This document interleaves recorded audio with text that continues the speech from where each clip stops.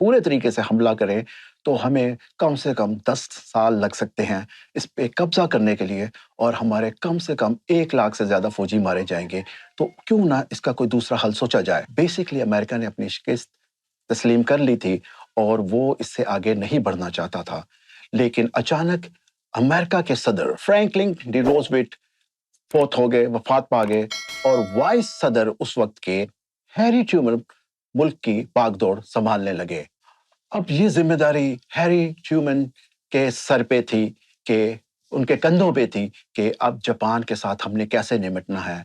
और वो इस पे सोच विचार कर रहे थे कि उनके मिलिट्री के चीफ ने बताया कि हमारे पास एक सीक्रेट मिशन है, एक सीक्रेट प्रोजेक्ट है जिसका नाम है मैनहट्टन, और वहां पे हम बहुत बड़े आइटम बम बना रहे हैं, और ऑलरेडी हम 4 आइटम बम तैयार कर चुके हैं, जिस पे यूएस के सदर ने कहा कि फौरी तौर पे इसका टेस्ट किया जाए और देखें क्या नतीजा निकलता है। तो अमेरिका ने इसका फौरी तौर पे न्यू मैक्सिको में इसका तजर्बा किया, और ये तजर्बा कामयाब हो गया था। अब अमेरिकी सदर को पता लग गया था कि इसके पास क्या सोल्यूशन है, उसने क्या करना है। लेकिन वो दुनिया को बताना नहीं चाहता था कि उसके पास न्यूक्लियर वेपन है, क्योंकि दुनिया को पता ही नहीं था कि न्यूक्लियर वेपन नाम की भी कोई चीज होती है। अमेरिका ने पैगाम भेजा जापान के बादशाह हिरोहितो को कि वो सरेंडर कर ले, नहीं तो उसको बहुत बुरे नताइज का सामना करना पड़ेगा। जापान के जो सदर थे उन्होंने इसको कुछ सीरियस नहीं लिया, और वो बहुत ताकत में थे, तो उन्होंने इसको जवाब दिया नो। जापान के इनकार के बाद 3 अगस्त को अमेरिकी सदर ने आइटम बम मारने की मंजूरी दे दी, और 6 अगस्त की सुबह पहली दफा जापान पे आइटम बम मारा गया, और जिसमें पल झपकते ही 3 से 4 सेकंड में 80,000 लोग जाँ बहक हो गए।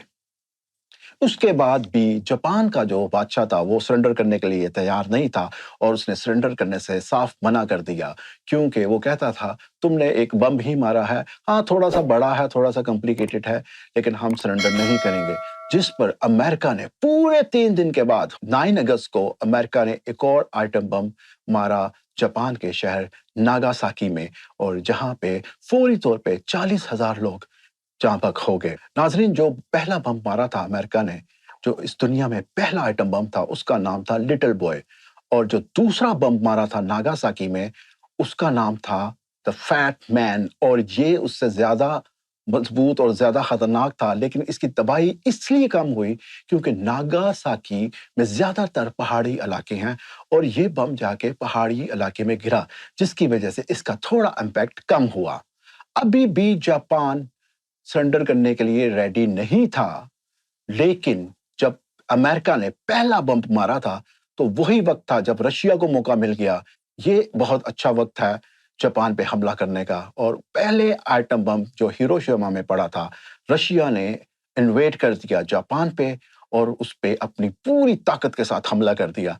अब जापान का सदर सोचने लगा कि एक तरफ रशिया और एक तरफ अमेरिका मेरे शहरों में बम गिरा रहा है, और उसको ये भी पता नहीं था कि इसके पास कितने बम हैं और ये कब तक फेंकता रहेगा।